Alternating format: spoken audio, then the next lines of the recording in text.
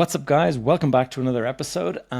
This week, I've got a guest who is based here in Dublin, and he's a property agent, but he is not just any property agent. We went through a little bit of a conversation today, and he explained how he studied psychology, and you can see very much from his description of the process that he goes through, how he finds clients and works with clients. So there's a huge aspect of this that is based on mindset, psychology, and understanding what precisely is the exact property that would be perfect for the client. It's a very different approach. He describes it as the anti-transaction. He's not trying to close a transaction as quick as possible to bring in a fee.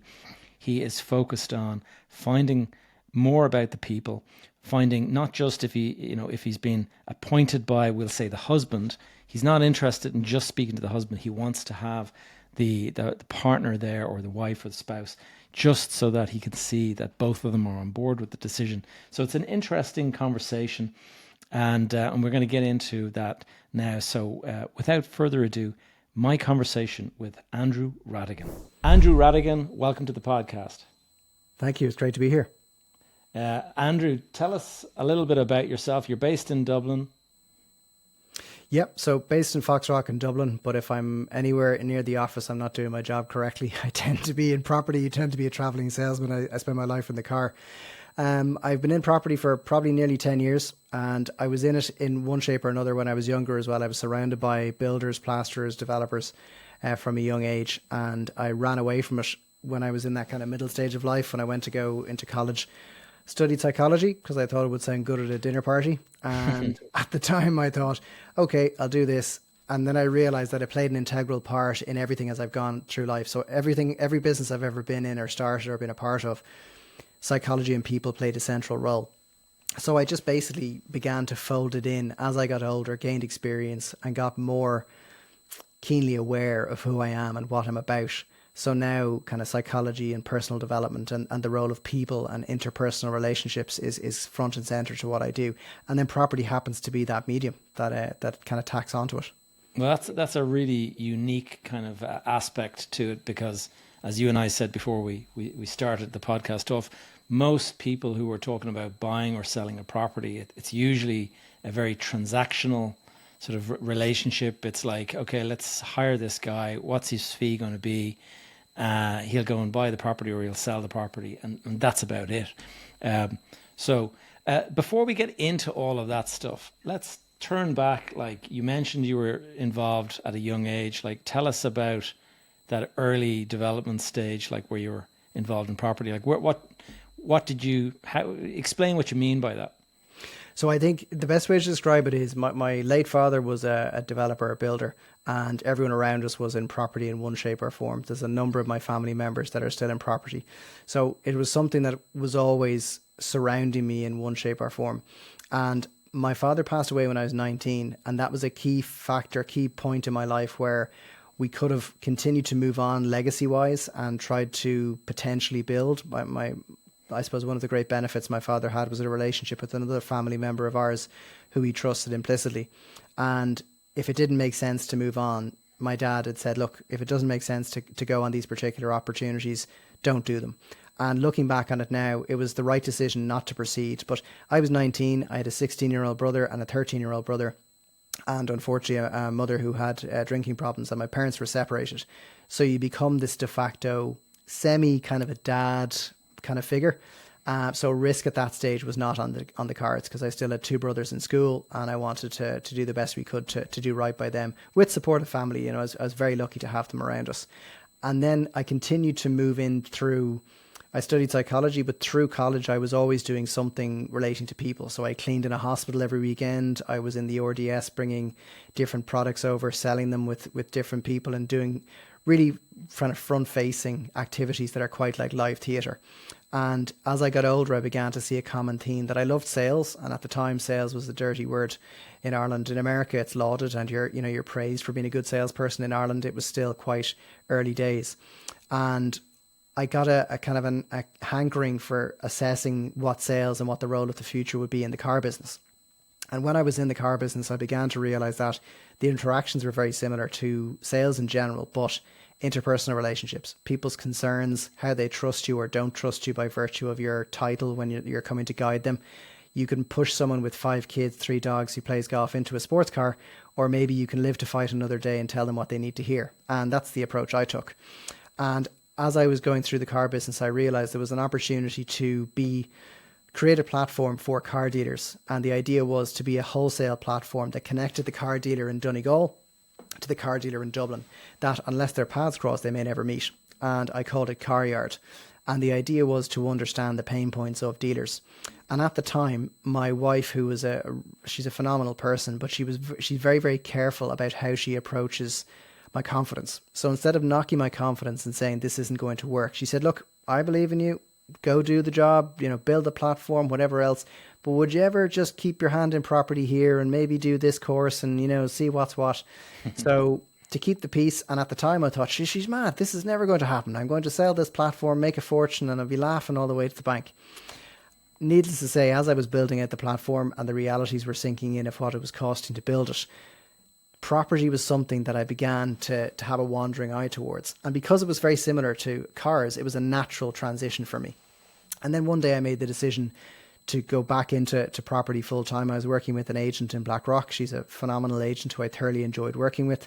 And because she was independent, you're doing everything. You're going from sweeping the floors one day to dealing with the high-end client the next, and then having marketing shots done the day after that. And what I thoroughly enjoyed about it was my personality and the opportunity to really be myself and kind of lead that charge for that person. And then when COVID came, I just had a moment, like a lot of people, where I just paused. My second daughter was due, and I just asked myself, what is it I want? And I think I spent a lot of my life doing things either for other people or for this perceived win later on. I'm going to make loads of money so I can then be or do what I want to do. And the idea hit me to set up my own agency. And I did so, I left the previous agency. She's a great person. I still to this day get along with her. I have a lot of time for her. But there was something in me that I wanted to create an agency that just had me all over it. And I started off as a generalist, suit and tie, doing the general, what's expected of an agent. And the more I did it, the more I was like, there's stuff on this, there's a menu here that I'm not a fan of. And I'm kind of plugging into a template. And the more I began to notice what I didn't like was when I began to procrastinate on things personally. So I'm a very proactive person. And the more I began to get deals or ideas that came to me from people that I said yes to keep the lights on, the more I realized this is not what I wanted it to be. So I took a long, hard look at it and I said, the deal is great. That's a phenomenal part of what I do. But there's an interpersonal piece here where if I can buck the trend of competing for fees and I call the fee myself and I find my particular target audience, I basically decided just to niche down. So I niched down and I said, I buy property for busy people. And I basically created a system which allowed me, now the benefit and the drawback is I'm the secret sauce, but I decided to create something that would either repel people or attract them, rather than have conversations about price reductions, if you do this with no sale, no fee, that kind of stuff. I just thought, let's be a consultant advisor and just continue to build that. So we're now 5 years in and I've continued just to layer that mantra on top of everything.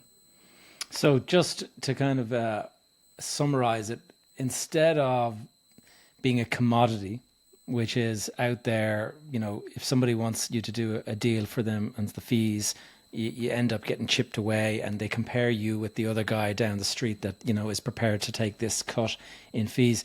You just look for a very specific type of audience that is looking for the kind of service that you offer. Yeah, I think the best way to describe it is, if you asked at a dinner party what I did 5 years ago, Andrew does a little bit of everything in property. If you've got a 1-bed in Tala that you want rented, give Andrew a call. If you want a valuation done, give Andrew a call. Are you selling something? Maybe try that. And now I'm the guy who specifies in one particular area that someone says, yeah, he's a brain surgeon, but only this particular part. And the reason I did that was it makes conversations a lot clearer. It makes how I conduct myself a lot clearer. But it also means I have no issue with any other agents. I think there's enough chimney pots out there for everybody. But I thought if I can create something where it's extremely clear who I serve and how, there'd be no in between. And it's very rare that I'll have someone who may have some sort of a comparison conversation. But as soon as the comparison conversation starts, I always say that the 0 point. You're not comparing like with like. I'm not getting into this particular conversation. So I've curated that through my content, how I conduct myself, and also what I'm willing to do for people. And I think that's very important. So give us an example. You and I would talk offline, but let's say I'm in America and I want to buy a property back home and I have 2 million to spend. What's the first thing you and I are going to talk about? So the first thing we're going to discuss is stakeholders. So let's say you mentioned in passing, I want to know a background. And it's not that I do a deep dive into how and why you make money, but oftentimes by having an open conversation, I can understand all the things you're not telling me. So if Gavin calls me from the States, I'll do a light chit chat about what you're about, your experiences, what you're seeing in the market over there, but also your lifestyle. Do you live in a humble home somewhere, Warren Buffett style, where you don't really want the trappings? Or do you live in a serious apartment in Park Avenue and you've just had your third company acquired for 50 million?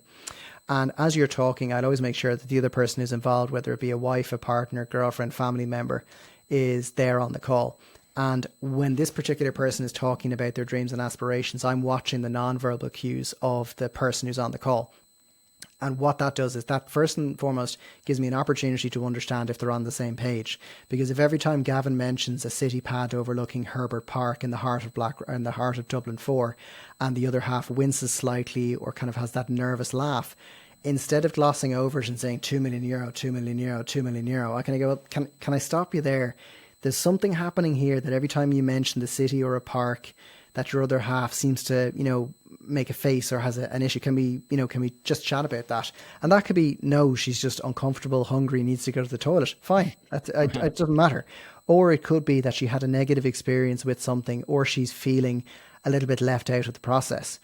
Because when people have money is a tool that creates freedom in one way, but they're still subject to human emotion.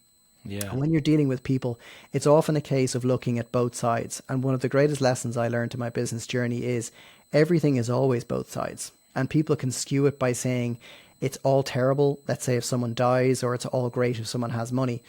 It's not. If you have someone who's moving from the States and let's say they're traveling a lot, and if they want a trophy property in a central location, what does that mean for another half that's going to be left at home for weeks on end while the other person's traveling around the world? If it's in a very salubrious location, but there's no community, that person's going to build resentment. They're going to be sitting in 6,000 square feet of silence. And then when the other half comes home, it will have built up over time, and give it 3 to 5 years, and there'll be either a shouting match or an I'm walking off and don't follow me.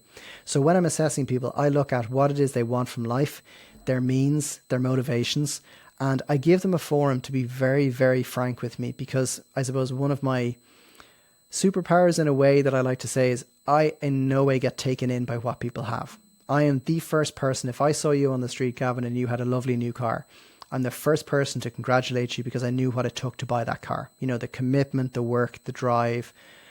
But I don't look at you and say, well, Gavin knows everything. He's driving a Bentley. I say Gavin has a skill set that achieved a Bentley, but in everything else, he's still trying to figure it out. So when we assess that, we say, right, this is what you're looking for. These are your motivations.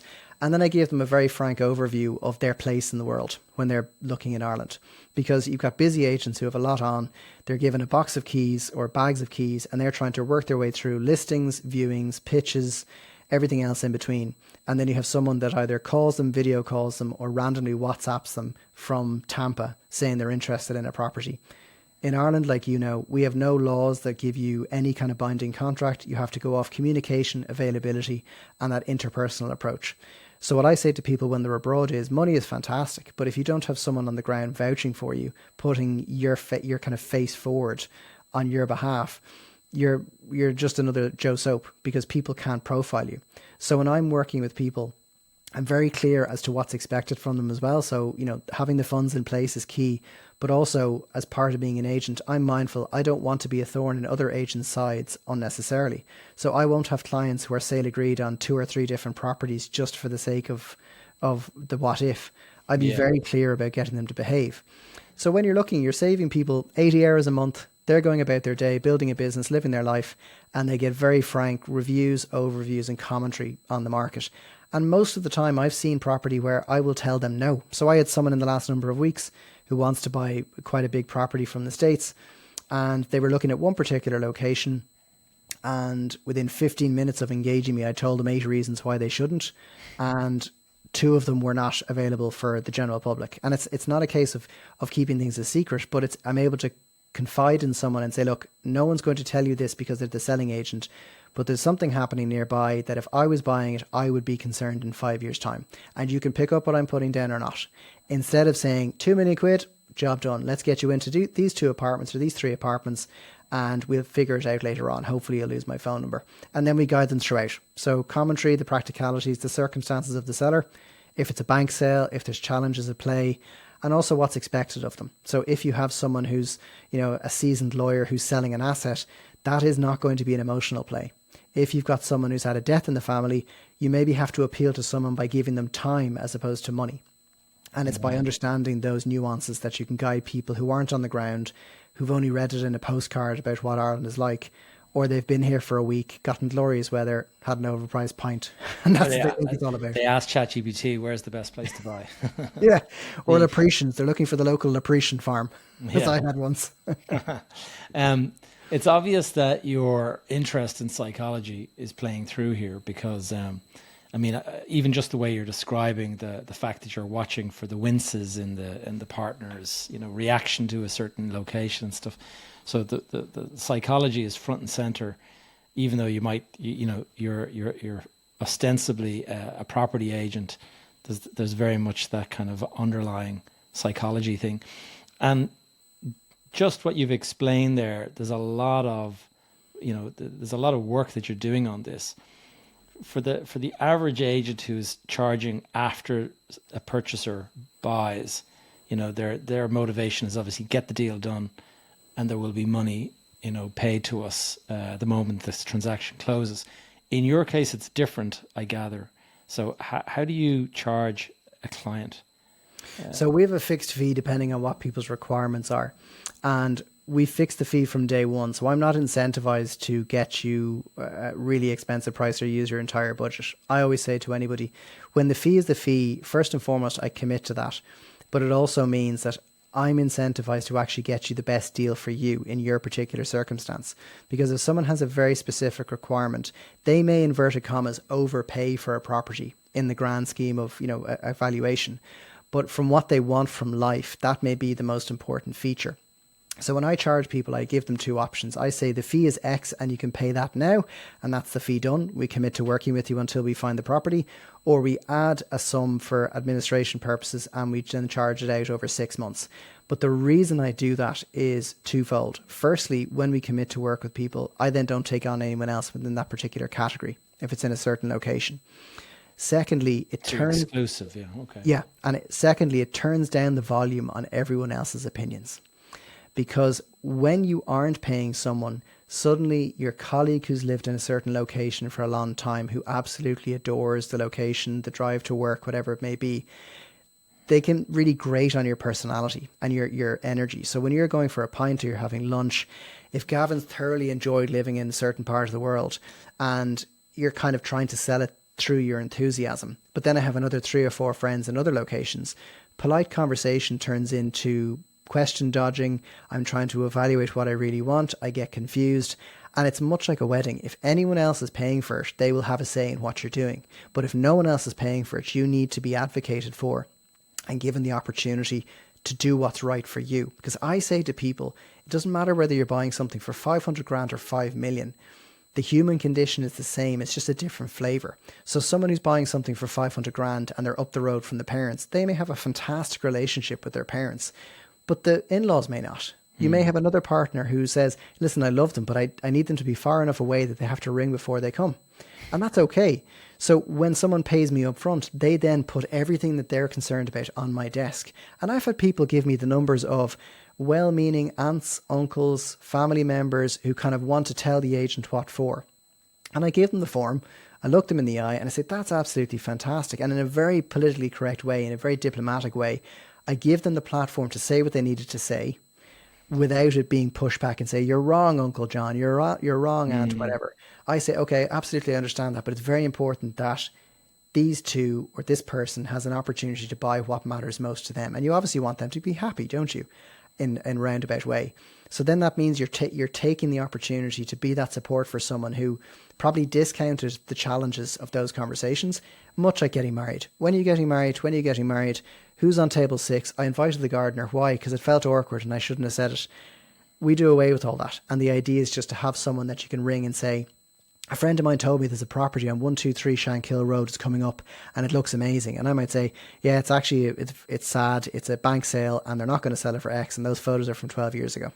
And the agent said, you're wasting your time looking at it. And there you go, job done. Whereas they could have wasted a Saturday or a valuable lunchtime or a family member's time.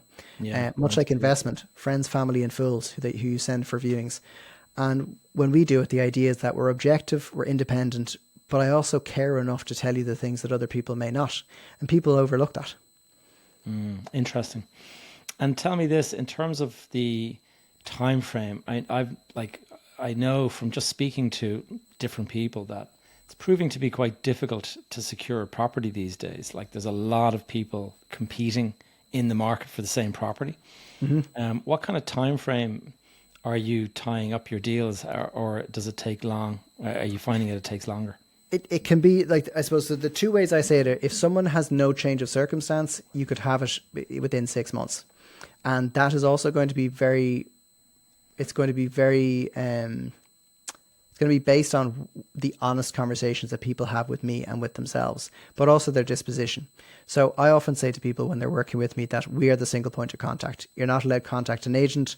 You're not allowed to send inquiries. And the reason I do that is when an agent has your details, that muddies the water as to who's the conversation. So I remember when I put my sales hat on, if Gavin arrives and gives me the name, hi, it's Gavin Gallagher, I'm here to view at 10 a.m. And then your other half comes and gives me a separate name with no context. I'm an agent trying to figure out what's what, who's telling me the truth and which way is up. So when I work with people, I allow a buffer of time. I generally say 6 months. Now, people will have had changes in mortgage approval. They may have had a life circumstance that they've had to press pause. And I say that's fine. When you continue to pay, the idea is that you're paying down something that's already there. So we're there in it with you. And we've had people that have had a death and they've had to press pause. And then when they've settled and come back, we're here ready to go. But it tends to be, 6 months, and we usually secure it within kind of 3 to 5 months generally. That's not taking into account now the legals and the stuff that I can't control. Believe me. Yeah, well, we all know about that. Yeah. That's interesting. And do you find that, obviously there's enough clients out there to keep you occupied and busy. Mm-hmm. But do you ever regret like being so rigid about the way you've structured it? You know what? I think the best way to describe it is the amount of times I've kicked myself for over servicing people.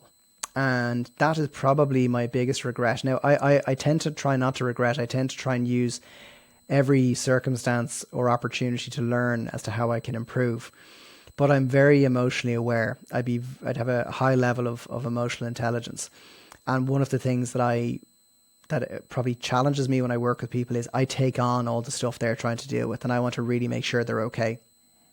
But when it comes to regretting something, it's more actually, you do a lot for some people, and they may not even register the things you do because you make it appear to be quite easy, or much like a concierge, you preempt something that's going to cause trouble. You cut it off before it becomes a big deal, and then it's almost not even a big deal. So the rigidity is what it's not rigid. From the rigidity perspective, I think it's important that I charge because I have to differentiate myself from the market. I don't ever want to have a conversation about such and such up the road that charges a percentage of the sale or will give me half now and half later.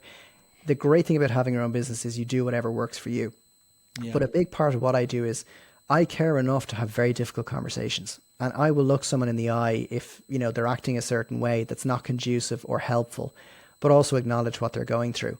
And the reason why I suppose my skill set works in this particular market, which can be very challenging for a lot of people emotionally, because in a properly functioning market, if I like property A and I have a certain amount of money, I should be able to buy property A within a reasonable time frame for a reasonable price. That's not the case in Ireland. That's the exception as opposed to the rule. Yeah.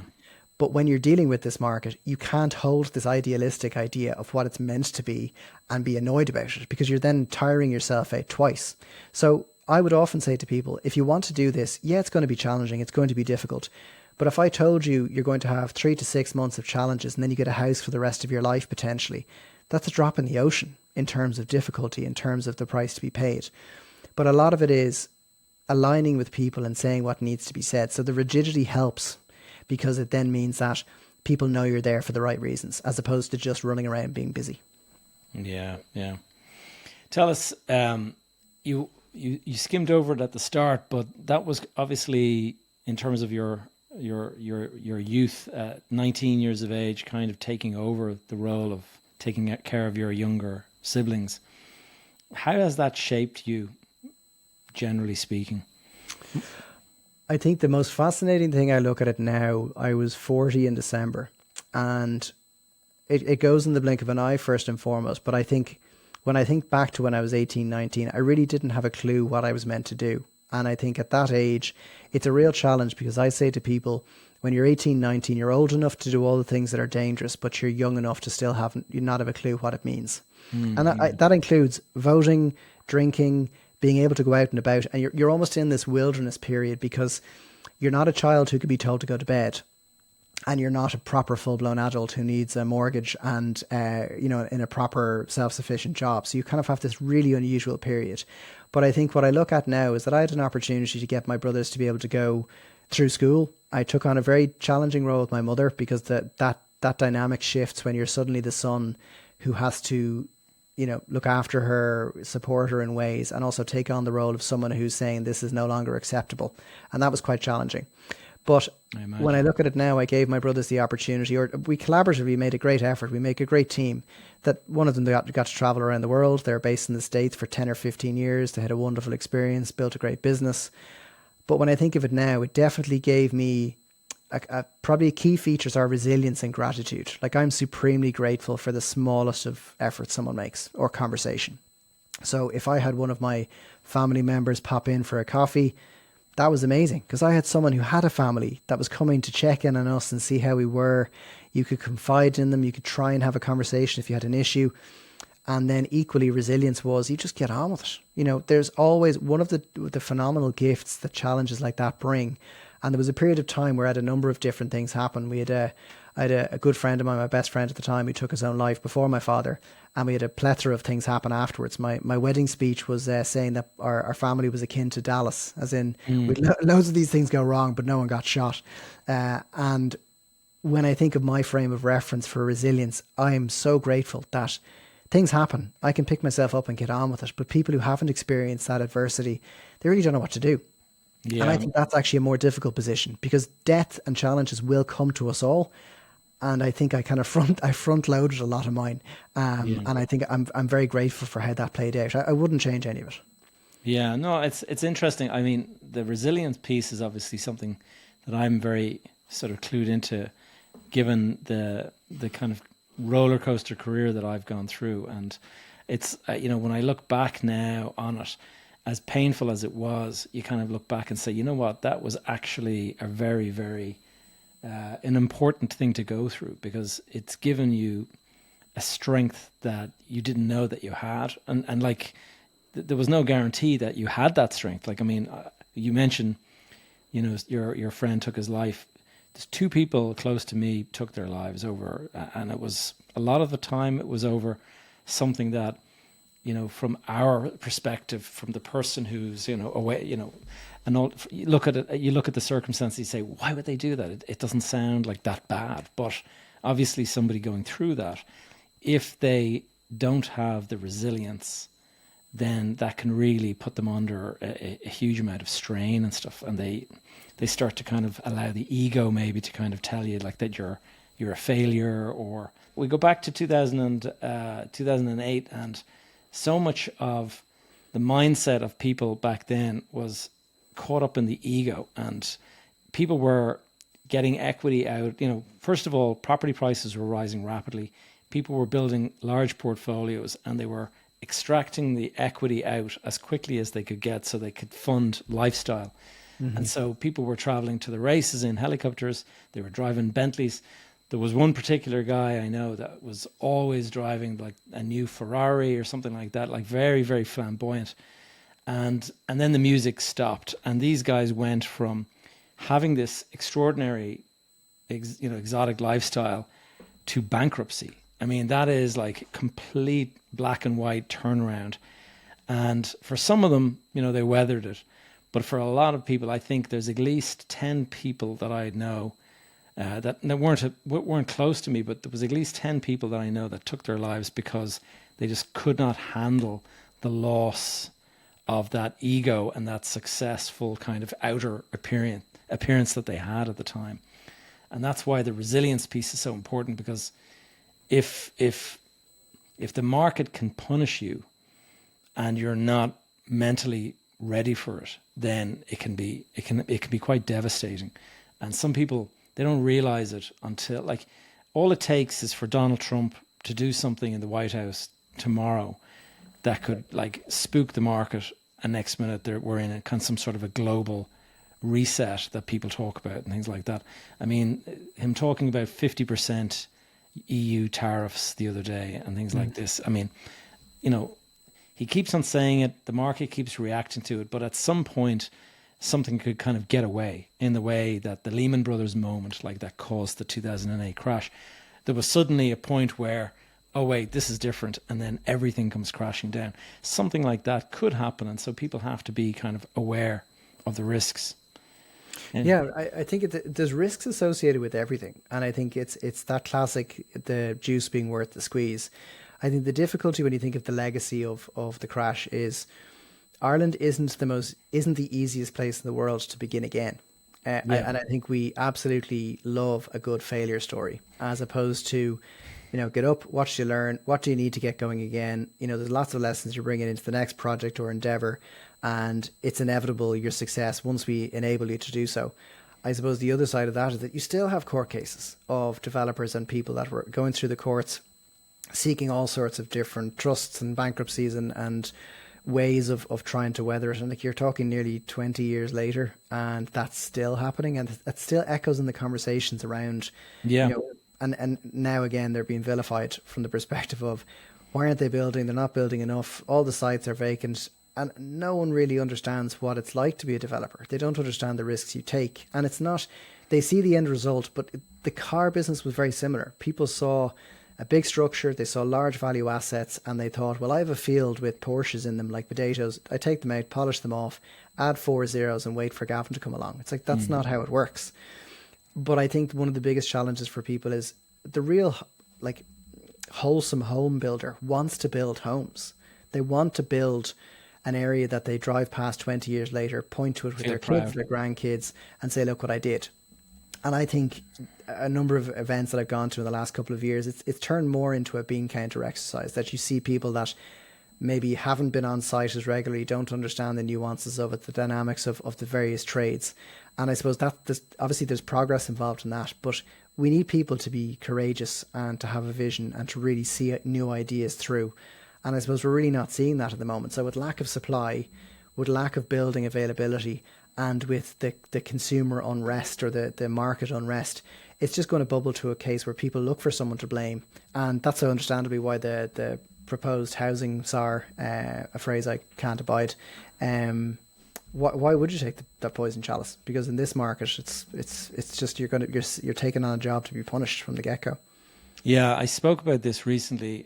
The fact that the salary is capped at 420,000 as well, and like I can imagine there's a lot of people listening going, "What, 420? That's huge salary." It is a huge salary, but what we're talking about here is a national crisis, and we're talking about a housing market that needs to grow to something like 5 billion a year in expenditure. And the kind of person that would be able to pull all of those strands together is going to be the kind of guy that would have the skill set to go out and get a job in a PLC at 10 million a year. Do you know what I mean?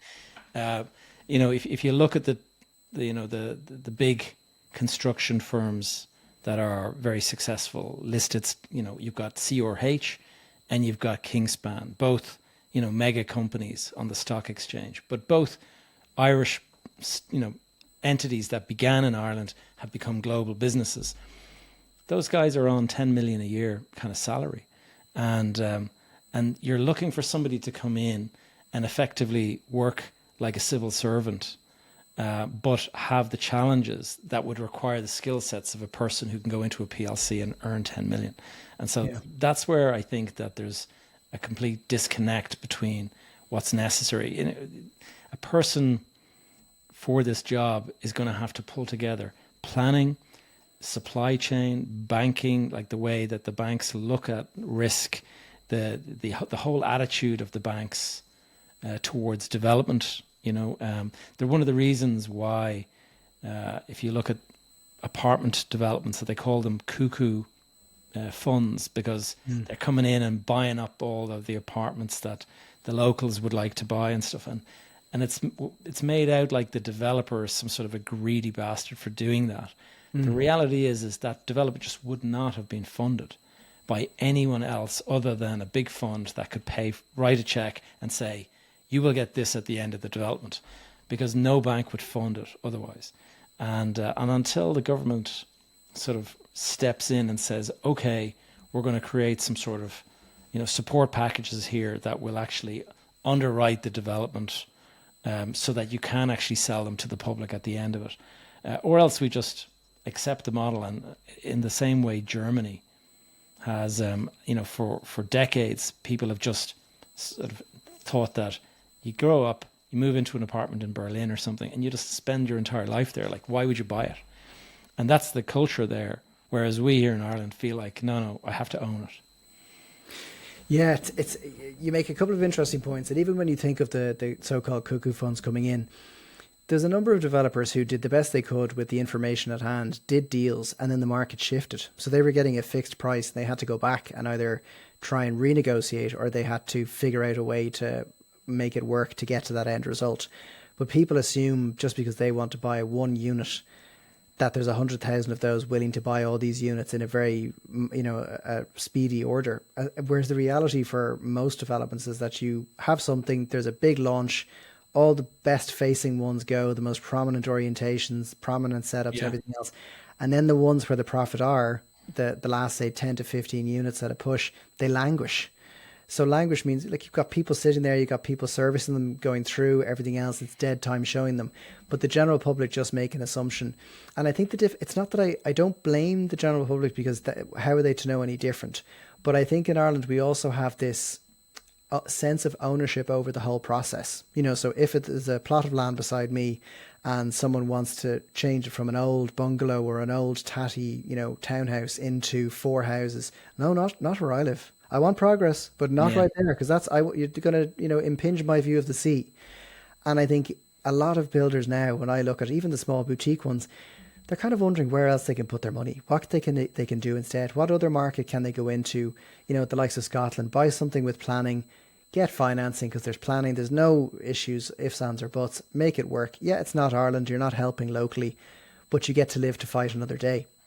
And I think when I look at that disconnect, that planning side of it for people, is that, like, I know people that are in judicial reviews for years and the planning is already essentially run out. So even if it gets in their favour, they have to go again anyway. Like, so it doesn't make, it beggars belief, the real disconnect. And I think the challenge for people is, it's always a bad news story. Like, you'll never see on the news someone breaking down the ins and outs of, let's say, the Children's Hospital, let's say infrastructure, engineering, the mechanics behind how you build, the role that inactive decision makers make in a process. So if you've got 4 corridors and I want blue lights, you want red lights, and the other 2 want multicolored, that changes the dynamic of it. But people don't understand that. Yeah. And that then has a knock-on effect on when people are buying, and then they're just buying what they can to get the best deal they can. And we're getting a bit better at renting, but I think we're about 20 years behind the curve. I think other countries, you've got doormen, concierges, amenities, and you are seeing rental developments now that are really phenomenal laid out. There's one on Cross Avenue in Blackrock that has Ireland's first paddle court. So That's a great way to draw busy professionals who are health conscious. And if you layer in the rent, the equivalent fee for joining a gym, they get it all under one roof. You've got community, lifestyle, and if something goes wrong, everything's paid for. But that's going to take 20 years to catch up, because if I rent for the rest of my life, you're almost going to get the head tilt from people. Oh, you're renting, are you? Whereas in other countries, it's lunacy to buy. Like, why are you buying? Rent. It's grand. Just put a new kitchen in, like you said in Germany. Commit to it, look after. Once a month you have to clean the common areas because that's part of the community spirit, and enjoy your life. And I'm not saying either or is wrong, but there is this idea that if I'm buying, I need 48 rooms, I need to have a dining room I'm never going to use, I have to have a giant back garden that I'm never actually going to properly use, and I need parking for 11 cars at the front even though I've only got one electric car and a bike. We have a very disconnected view of what we need and want, and it's very at odds with the reality of a lot of other countries. Yeah, it's funny. I remember actually a podcast that I did about, I don't know, maybe 2 years ago now, but there was a report that came out and it said that we were building houses that are much too big and that we should be building houses much, much smaller.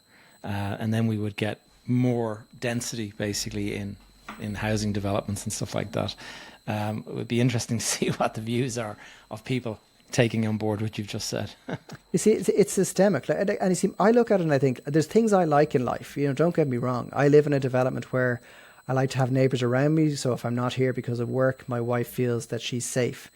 But I also don't want people sitting on top of me, looking in my front window, seeing what I'm having for breakfast. So I do understand that. But I think at the moment, it's very at odds with how we live. So I have a point of reference. My first house was, again, it was a new house on my second A rated house. And it was about 2,500 square feet and it was all bedrooms. So really big, spacious bedrooms, and downstairs there wasn't as much room to live in.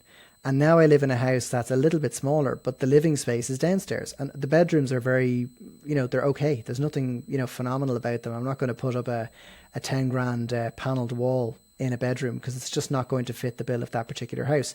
But the way I live in the house is the bedrooms are for sleeping in. I don't really care. The living spaces are for living in. And that's one of the things when I assessed what I wanted from life, that was the priority to me, as opposed to what sounds good at a dinner party.